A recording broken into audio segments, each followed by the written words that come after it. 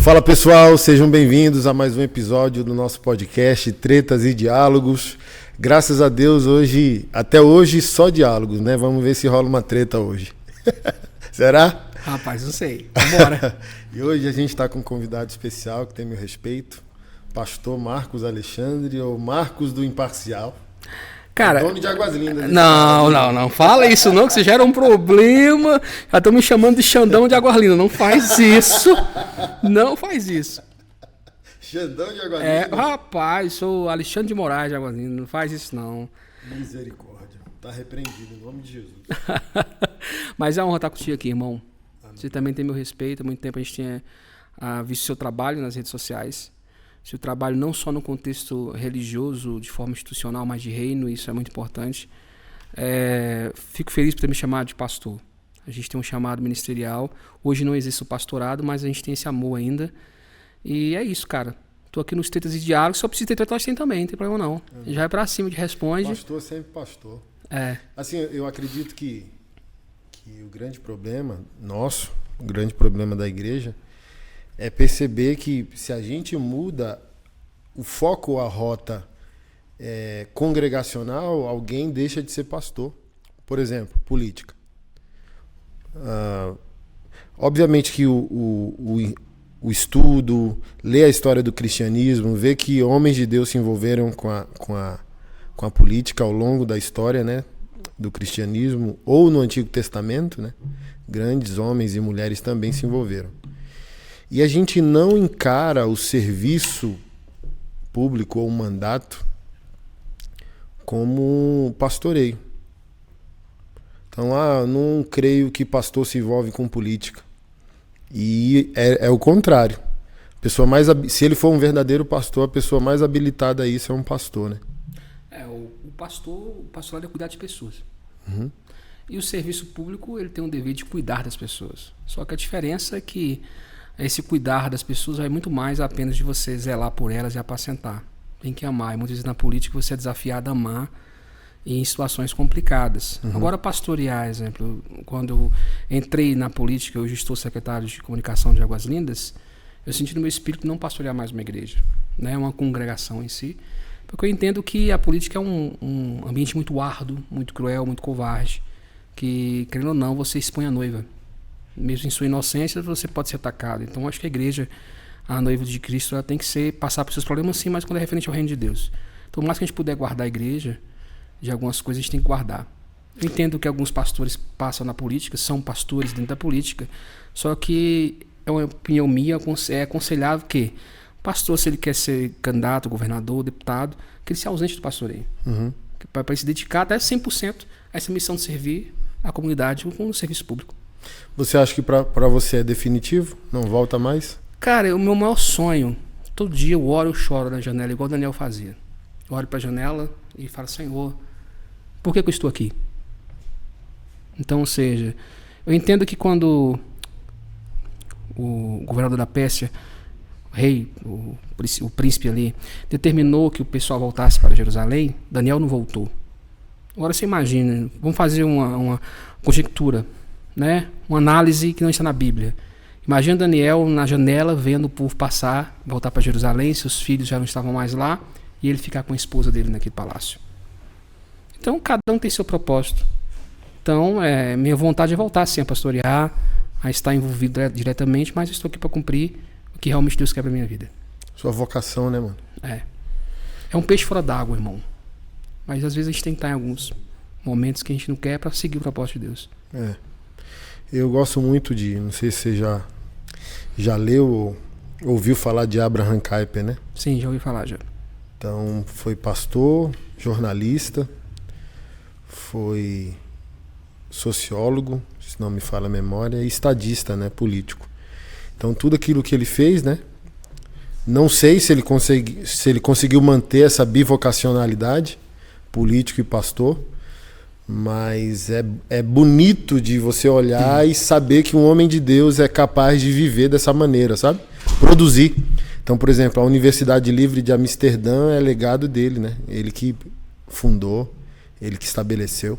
Eu gosto da frase dos inimigos. a maneira dos meus inimigos me atacarem é profeta do caos. Aí eu transformei em humor. E isso é positivo. Os inimigos de Abraham Kuyper falaram, ele é imbatível.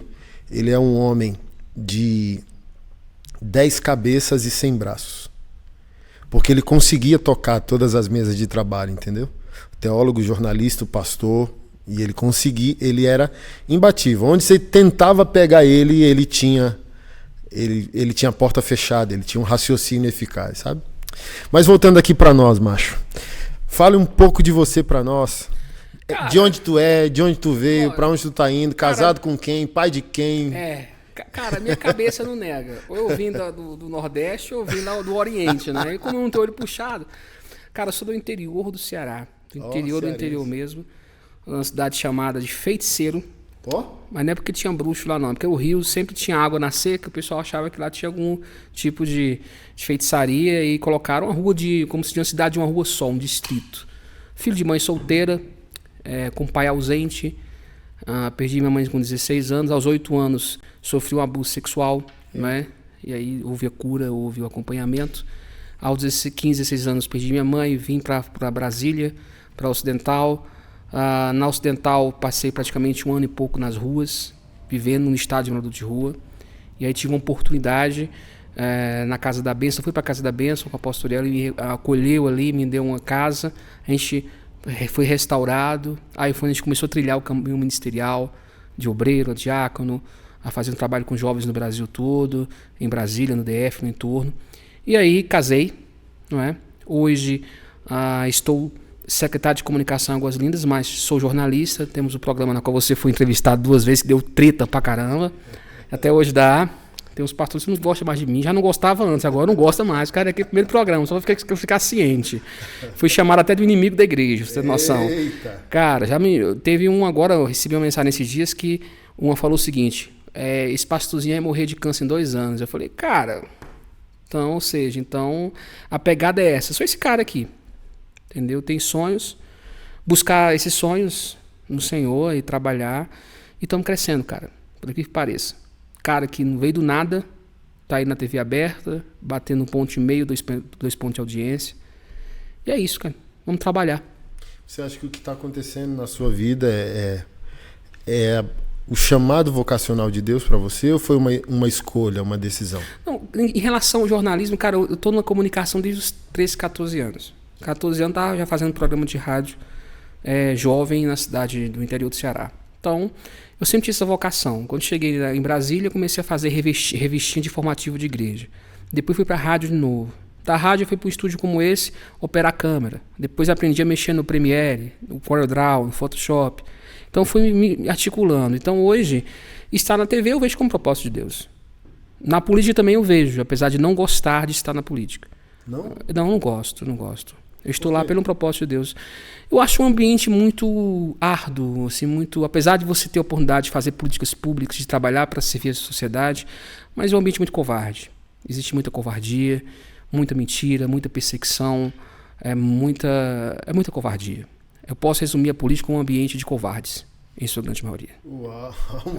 Pessoas que não têm coragem de falar na sua frente, que inventa mentira, persegue, ataca a sua família, tira foto da sua casa, pressiona, te ameaça. Sou uma pessoa que tem várias ameaças. Não são poucas durante essa trajetória na política. Como assim, velho? É porque a gente luta pelo combate à corrupção. Hoje, o setor de comunicação no Brasil é um setor onde há mais corrupção. Então, quando nós chegamos em Águas Lindas, nós moralizamos a Secretaria de Comunicação. Então, isso fechou uma sangria de corrupção. Então, a gente é perseguido. Então, eu vejo a política como é necessária ela ter, porque estamos no Estado Democrático de Direito, só que a política, infelizmente, em sua grande maioria, com pouquíssimas exceções, é um ambiente de covardes. Então, pesado, né, Anderson? Como eu interpreto essa sua fala? Vale a pena só pelo povo. Não vale a pena pelos políticos. Vale a pena primeiro se for um propósito de Deus para a sua vida. E vale a pena porque se for um propósito de Deus para a sua vida, você vai fazer o que Ele quer. Você vai servir aquela sua comunidade com políticas públicas. Foi o que eu te falei no parcial, você naquele dia. Então, ou seja, é um ambiente que você... Usamos essa expressão agora nos bastidores. Você já viu uma limpeza de fossa? Uhum. Você já viu uma limpeza de fossa? Não aquela que apenas coloca o caninho para sugar, mas aquele que o cara entra lá dentro para descobrir onde está entupido. O cara sai de lá com fezes, com excrementos em todo o corpo. Ele chega em casa, ele pode tomar o melhor banho da vida dele, e mesmo assim ele vai sentir o odor em suas narinas. Assim é a política.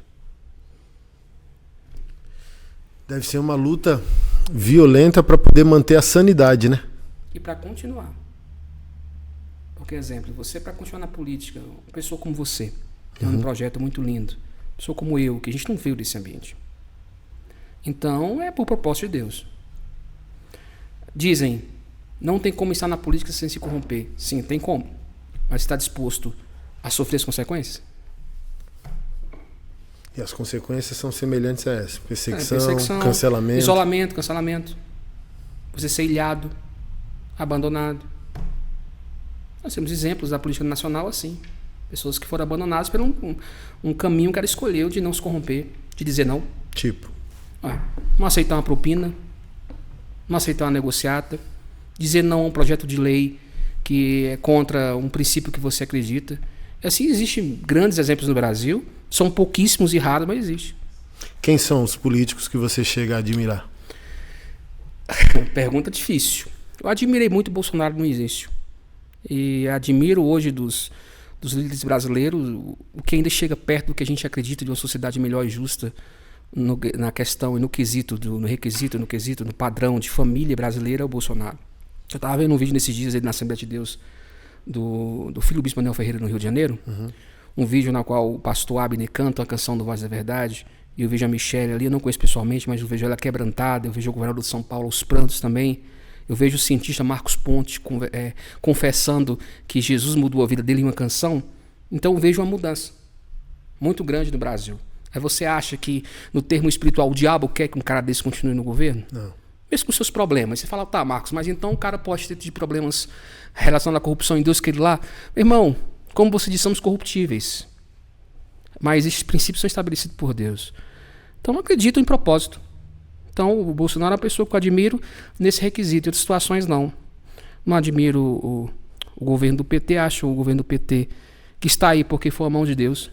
Porque a igreja realmente, aquele pensamento que você falou sobre idolatria no programa, eu concordo, já vinha falando isso há muito tempo. Faz sentido para você? Totalmente. A igreja idolatrou o Bolsonaro. Então, seja, ali é um recado para a igreja brasileira. Que Deus não vai aceitar que ninguém seja um Messias. E sim ele. Então, eu acredito nisso antes que existem sim políticos no Brasil que ainda podem fazer a diferença. Você é um deles se quiser trilhar esse caminho. Mas é estar disposto a entrar na força todos os dias.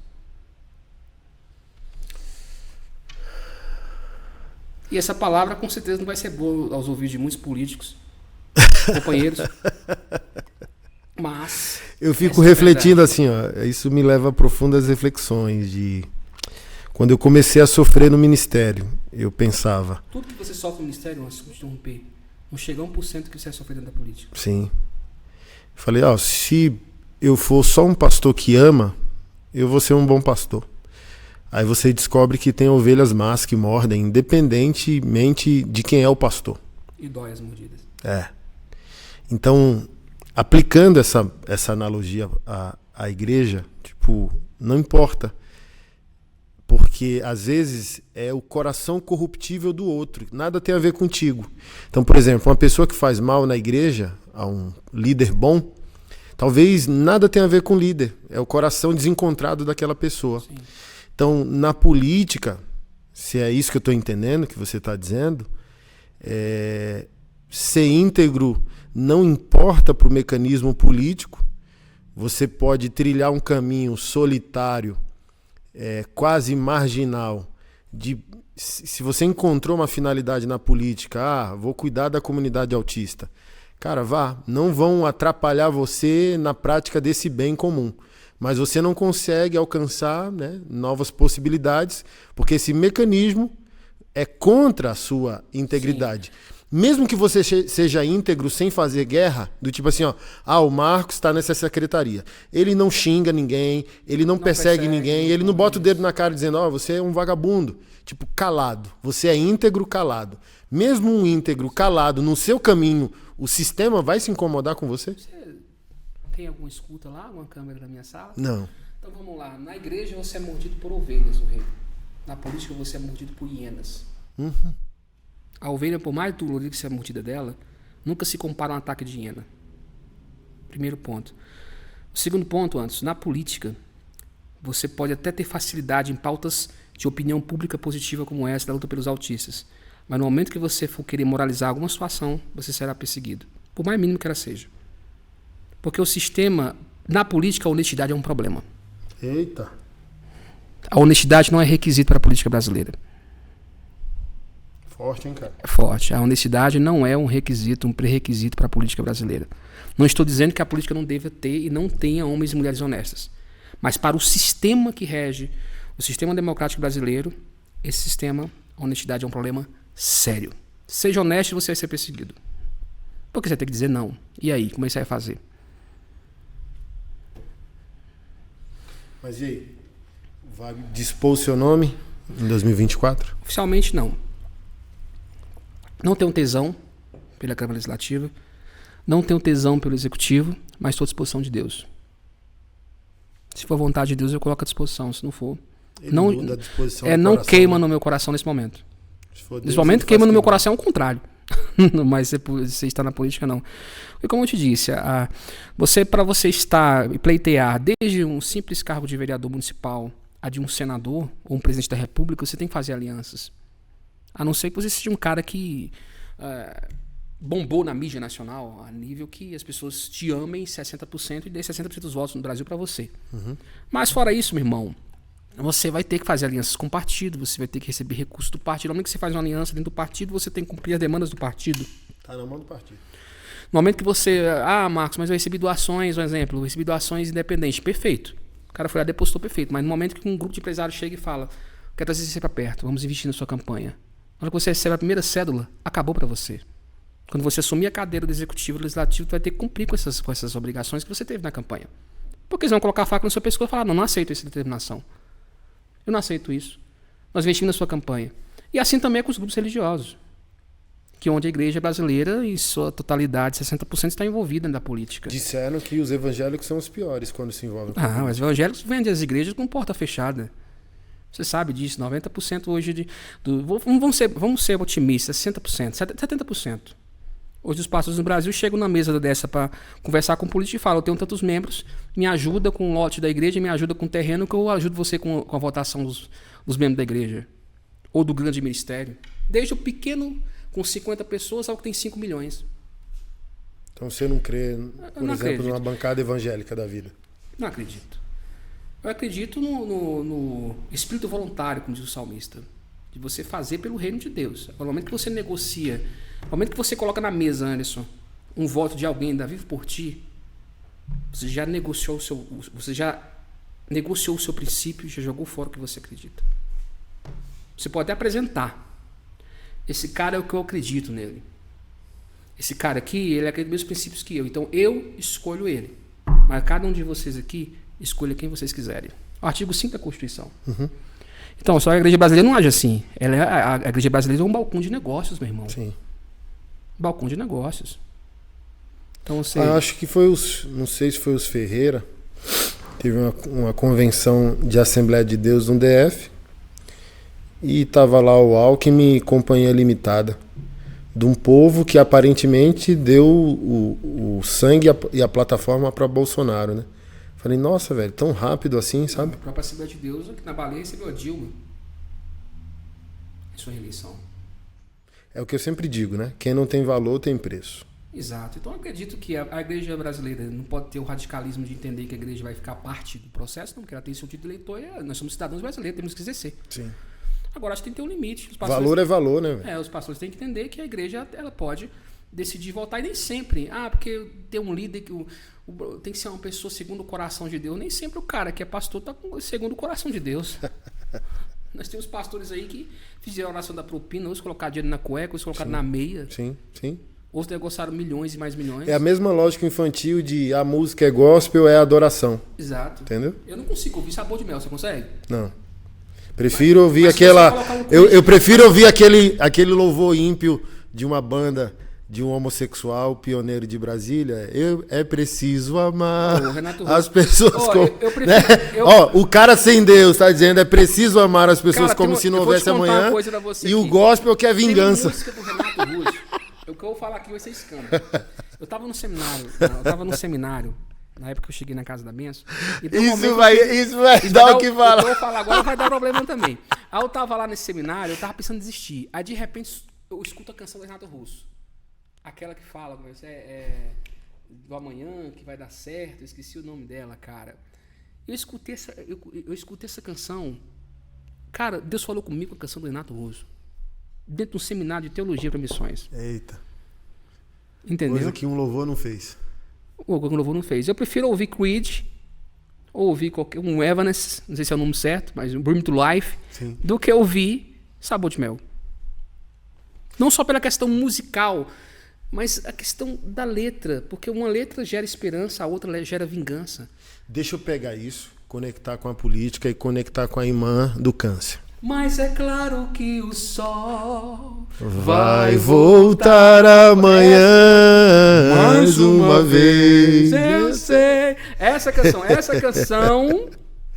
canção me deu fôlego para continuar dentro de um seminário de teologia. Que legal.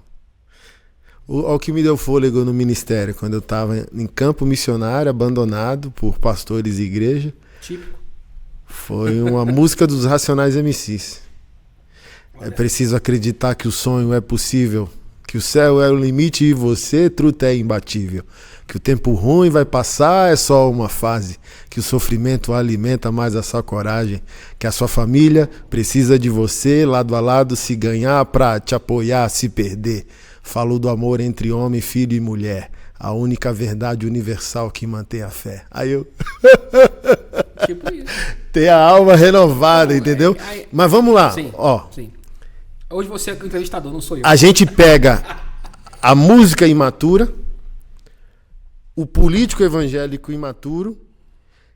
Isso é resultado de uma igreja imatura, onde a irmã te procura para fazer um comentário que Deus vai me matar de câncer nos próximos 2 anos. Do tipo assim, uma fraca teologia, um fraco crente que se alegra com a injustiça ao ponto de desejar a morte santificada por meio de um câncer a um pastor que só está proclamando a justiça, mesmo que ele erre. Porque se ela fosse madura, ela diria, olha, eu não concordo com tudo que ele está fazendo, mas o que ele está fazendo é correto. Ele está moralizando uma situação. Então, assim, desse exemplo ontem. Aí eu sou um atirador de elite, aí tem o culpado e o inocente, aí eu dei 5 tiros no culpado, pegou um de raspão no inocente. Ou me perdoa, vou pagar as custas aqui do dano que eu te causei. Então, se o crente é maduro, ele chega para o Anderson e não discute estética, ele vai discutir essência. Então, essa mesma irmã que quer me dar um câncer em nome de Jesus, é a mesma irmã que vai dizer bem assim, olha... ele está querendo santificar a vida de pastores, mas olha o tamanho da barba dele. Me procuraram para falar isso no meu Instagram. Falou bem assim, ó, você não tem moral nenhuma. Só para deixar claro que a minha é mais bonita que a sua. A sua é mais máscula, mais rica. Você não tem moral nenhuma de confrontar um pastor pedófilo. Você escuta rock. Olha o tamanho da sua barba. Aí eu falei, minha irmã, até Jesus voltar ou eu morrer, que o Senhor me preserve pecando dessa maneira. Uau.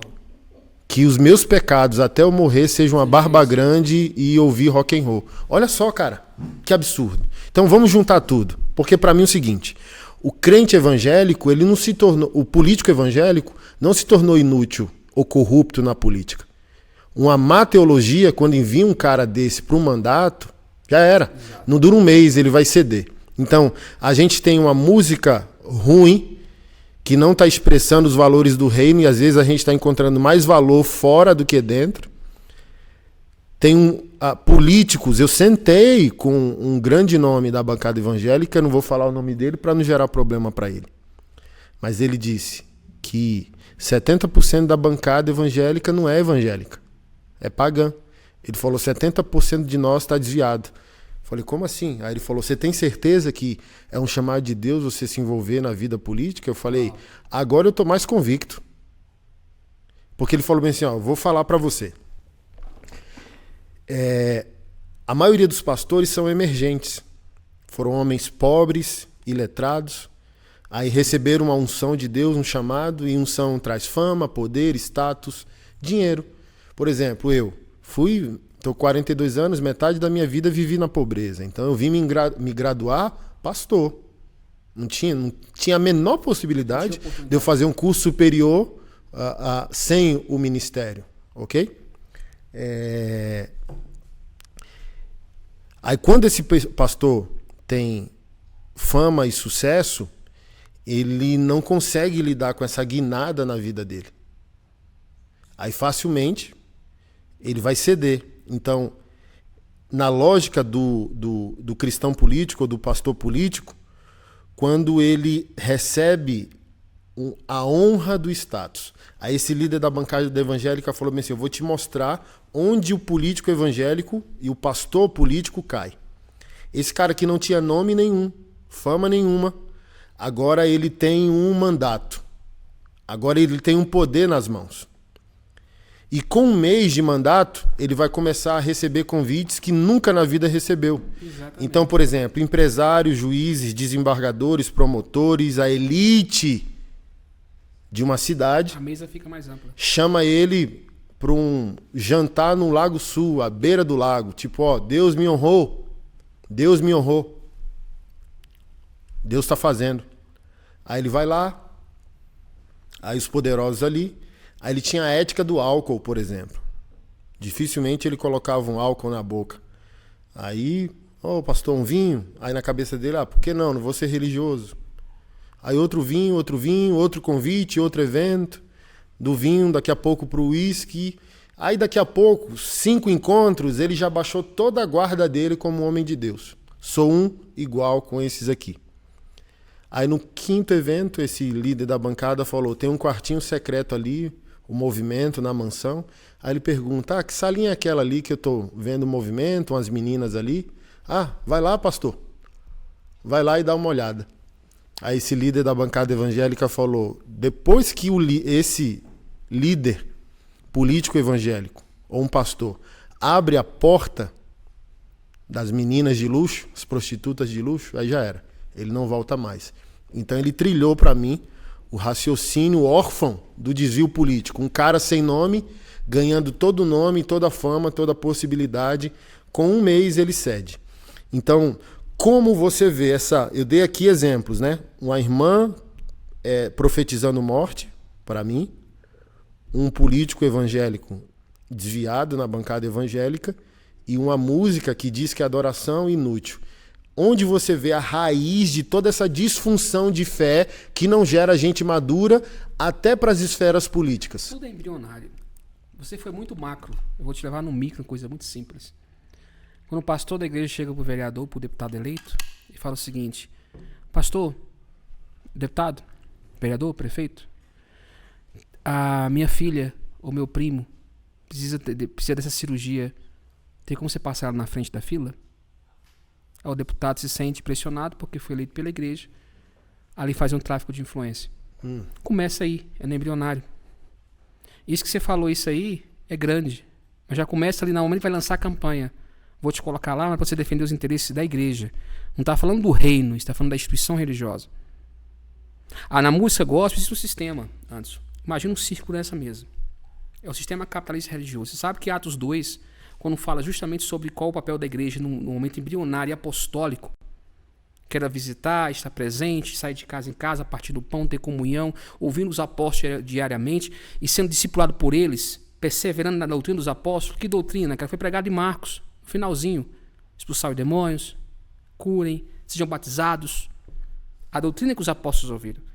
Quando a igreja migra para Roma e toda essa que o Estado entra na igreja, aí começa a ter problema, irmão. Então há um círculo. Hoje o pastor abre uma instituição, porque na cabeça dele Deus mandou ele abrir igreja, o espírito de abre salão, vai abrir um salão. Aí abre um salão, abre salão, aí vai lá, abre o salão. Entendi. Entendeu? Piada, abre o salão ali, cara. Aí ele abre o salão.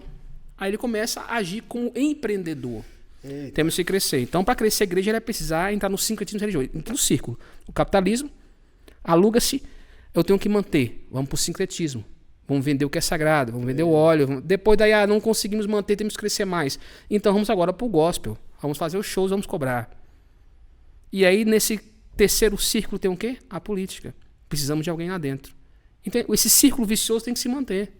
E é o que acontece no Brasil. Se há prostituição no gospel, por quê? Porque o cara tem que entrar no mercado. O cara tem que fazer canções motivacionais. Não se canta mais o evangelho. São canções de vingança ou canções motivacionais. Poucas canções hoje retratam o evangelho. Até o romantismo gospel é uma maneira forte de lucrar. Então tudo isso, cara, faz parte de um sistema, de um mercado. Da política a mesma coisa. Por que existe uma bancada evangélica? Porque existem instituições que colocaram esses caras lá. Uhum. Qual o motivo que colocaram ele? Qual o objetivo? Que as instituições continuem de pé e forte. Não estou falando do... A Universal tem 29 deputados, mano. Tá aí, tem um canal de imprensa. Isso não descarta o trabalho social que a Universal faz, que é muito importante no mundo todo. Mas eu estou falando que existe um sistema. Um poder ali. A igreja, hoje, ela está mergulhada no capitalismo religioso. Não estou falando da oportunidade de você vender alguma coisa, não é isso. Eu estou falando na questão mesmo de embrionária, gestacional. O cara já gera uma igreja, uma congregação como? Precisa colocar ela num bairro que seja muito bem acessível. Vamos para o centro de Samambaia. Vamos colocar o quê? Vamos lugar uma loja grande. Não é pensando no trabalho social que ele vai desenvolver ali. Eram tantas pessoas que vão estar no culto. Nós temos que, se o gasto da igreja é 5 mil por mês, nós temos que levantar isso. Como não levantar isso? Pô, Deus mandou você alugar um prédio de 5 mil? Deus falou com você para isso? Talvez Deus falou com você para você fazer um culto na sua casa, cara. Aí tu vai lá, aluga um prédio de 10 mil reais, tem que pagar aquele por mês, vai arrecadar como? Fazendo a campanha mirabolante das 10 quarta-feira de milagre do tanque de Siloé. O cara chegar e mergulhar lá dentro. Uhum. Então é um sistema. E homens como você, homens como a gente, tá lá no cantinho, tenta lutar, né? Pra ver se muda, mas é difícil. Eu não acredito numa mudança real, Anderson, no sistema capitalista religioso. Eu acredito na mudança nas pessoas. Elas vão começar a se libertar. Mas essa mudança nas pessoas não coopera com a mudança dos sistemas? Coopera, muitas instituições vão fechar. Mas os grandes fast food da fé não irão fechar. Continuarão, porque eles não são alimentados apenas pelo povo. O povo hoje, para os fast food da fé, os grandes ministérios, são apenas a igreja ali é um detalhe. É o sistema que banca ela. É o deputado que banca. Você entendeu? É a política que banca. Se aplica, né? Aqui eu não estou dizendo... Grande parte, não toda. Mas aqui eu não estou dizendo que o que eu vou falar se configura nessa situação. Mas me chamou a atenção. Por que essa ruptura? Igual, por exemplo, o pastor Márcio Valadão jubilou, se aposentou. Aí passou o pastoreio, o pastor Flavinho, né? Batista Lagoinha, Belo Horizonte. Eu achei que era o pastoreio mesmo, denominacional, mas não, era o pastoreio local. Aí colocou o filho, né, André Valadão, como pastor CEO, né? Pastor mundial. Isso. Aí eu li hoje, pela manhã, com a minha esposa, a notícia que 70 congregações já se alforriaram dessa cobertura, do tipo, não queremos. Olha que interessante. Será que se configura nesse mecanismo? Por exemplo, temos um líder que a gente sabe com um legado extremamente espiritual e moral. A gente vê que um cara como o pastor André pode ser um homem de Deus, né? Impactou grandemente essa nação, não estou dizendo que não seja, mas ele tem uma abordagem mais comercial, né? Ele é um dos líderes do que a gente chama de fenômeno church. Chega, planta uma igreja em qualquer contexto e quebra tudo, né? Quebra tudo no pior sentido. Desrespeita processos, desonra pastores que já estão ali há tantos anos querendo interpretar a cultura para viver o ministério relevante. Mas líderes como o André chega com a church preta, um sonzão milionário no palco e uma boa música para emocionalizar a plateia. O que me leva à reflexão? Dou esse exemplo até para você depois botar ou tirar a cereja do bolo. Será que esses 70 até agora pastores que saíram mesmo, já mudou o nome, tipo, eu sou Igreja Batista da Pampulha, mas não sou mais Igreja Alagoinha, do tipo assim, ó, não me identifico. Eu estava até aqui porque eu tinha um pastor espiritual. Agora eu tenho a cobertura de um pastor comercial, não quero. Isso, de alguma maneira, não desrespeitando o André, é uma outra maneira de fazer igreja. Mas isso traz a esperança de que, igual um evento que eu vi aí, o Josué Valandro, né, foi até pastor da Michele Bolsonaro e tal. Mas tem uns 2 anos que ele debandou para um caminho coach, sabe? Um homem bom, um homem sério. Uma igreja legal lá, Batista Atitude. Aí agora ele tá encabeçando um evento com um monte de malandro, cara. Tipo Kaiser, que é um cara do marketing digital, Pablo Marçal, olha só que tragédia. Seu amigo. Meu amigo. R$7.900 o ingresso, cara. R$7.900 o ingresso. Aí quando eu vi o banner, tipo assim, ó, vai de 600 a 790. Tipo, você pode pegar 600, mas você só senta pra, né, acompanhar. 7.900 você acompanha, tira foto, tem o buffet, o backstage, tem a mentoria, bababá. Primeiro ponto, venha empreender. Aí um monte de pastor pregando. Eu falei, oxe, pastor agora empreendedor? Empreender o quê? Ensinar o quê sobre empreendedorismo? Segundo ponto, ali já, você bate o olho, aí, por exemplo, a Karina Bach, pastor... Mas era só desse evento, não existiu? Não, pera aí, eu vou chegar lá. Aí um outro pastor bom, cara, caminha com ela, não sei o que, Júnior, José Júnior, sei lá. Aí eu falei, caramba, a Karina, eu fui no podcast dela, uma mulher santa, sabe? Começa a falar de Jesus, começa a chorar. Aí eu falei, velho, eu tenho acesso a ela, vou chegar nela e falar, ô Karina. Porque assim, ó, o que é que eu vi? Um cara malandro, igual o Kaiser e o Pablo Marçal, ele faz o seguinte, chama um pastor, me chama, te chama, se a gente tem audiência, dá uma mega oferta, 5 mil, 10 mil, 20 mil, já calou a boca profética. A gente fica tão embriagado pela bênção, constrangido. que a gente, nunca fui honrado, aí esquece de ter discernimento. E a gente não percebe que a gente autorizou a igreja a comer da comida que o cara vai dar. A gente entregou a igreja para o cara e abriu um nicho de mercado para ele dentro do sagrado. Isso é uma maldade demoníaca. Aí eu esqueci de falar com a Karina. Aí estava em Curitiba pregando, alguém entrou no assunto. Aí eu falei, caramba. Aí eu vi um novo banner sem ela. Aí na hora eu mandei um WhatsApp. Ô Karina, você saiu desse evento?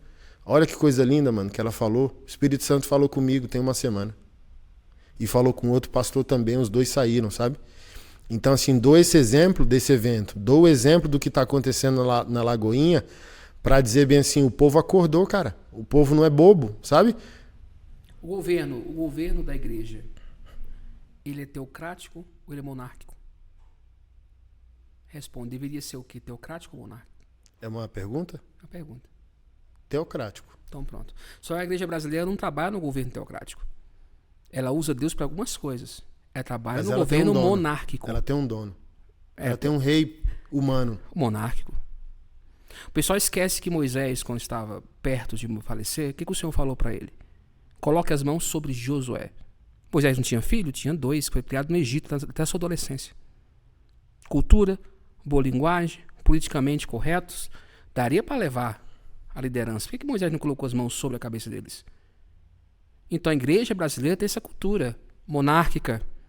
Não importa como é o filho tem que assumir o legado do pai. Eita. Ponto final. Que não é legado, é empresa. Que não é legado. Aí se torna empresarial. Então, ou seja, é um certo, boa palavra, nepotismo da fé. Os caras, eles querem de pai para filho. Como diz lá aquele filho de Luiz Gonzaga, de pai para filho. Então, ou seja... não que o filho não possa, mas assim, o filho é um presbítero aprovado. A igreja levantou esse filho, a sua entendeu? questão genética do seu filho, do meu filho, não quer dizer que ele vai ser pastor, pô. Ele pode ser um médico. Não, eu tô dizendo isso, tipo assim, porque alguém pode dizer bem assim, não, mas ali naquela... então não pode? Não pode. Assim, eu tô dizendo o quê? A igreja reconheceu que seu filho é um homem de Deus e um pastor? Do tipo assim, o seu filho assumiu, não porque é o seu filho, é onde eu quero chegar. Exato, porque tem um chamado. Porque tem um chamado e então, é um homem de Deus, entendeu? Vamos lá. Nesse caso que você falou da família Valadão, Ana Paula Valadão, ela se saiu da questão ministerial da Lagoinha e montou o Diante do Trono nos Estados Unidos. Porque se nem o pessoal se aguenta, velho. Ela é uma pastora da igreja, mas isso faz porque quer impor a gente... Isso faz uns 3, 4 anos. Então isso quer dizer o quê? Dentro de uma ótica humana, se você for olhar espiritualmente falando, qual a pessoa mais alta para assumir a Lagoinha Global hoje? Se você for observar, mesmo com qualquer crítica que ela tenha passado, Ana Paula Valadão, o esposo dela, que é um pastor, eu não conheço pessoalmente eles, não são meus amigos. Homem seríssimo. Ele. Seríssimo. Não está lá por quê? Porque seguiram um propósito de Deus, entenderam que não é porque ela é filha do Márcio Valadão que ele tinha que assumir a Lagoinha. Você entende? Só que existe a questão de mercado. A Lagoinha hoje é uma das maiores igrejas do Brasil, que revolucionou o momento de adoração na década de 90, 2000. Existe um tempo antes e depois da Lagoinha, como na América do Sul existe um tempo antes e depois de Marcos Witt. Então existe um legado. Quem assumiu? O próprio pastor, esse rapaz lá da Lagoinha, o cara que foi discipulado pelo Valadão desde o início, assumiu a igreja e enfrentou problemas lá dentro. Por quê? 24 horas depois, a Lagoinha já enfrentou problemas dentro da igreja. Por quê? Porque o pessoal achava que esse pastor que assumiu a Lagoinha era o global. No tanto que não, porque o Valadão veio a público, o filho dele veio a público. Então, acredito eu que o André Valadão é apenas uma estratégia de marketing global para que a família Valadão não saia do cenário. Porque a Ana Paula não está mais no cenário, dentro da Lagoinha. É diante do trono. Então, isso vale para todas as igrejas, isso vale para a Casa da Bênção, vale para a Universal, vale para a Assembleia de Deus. Notório.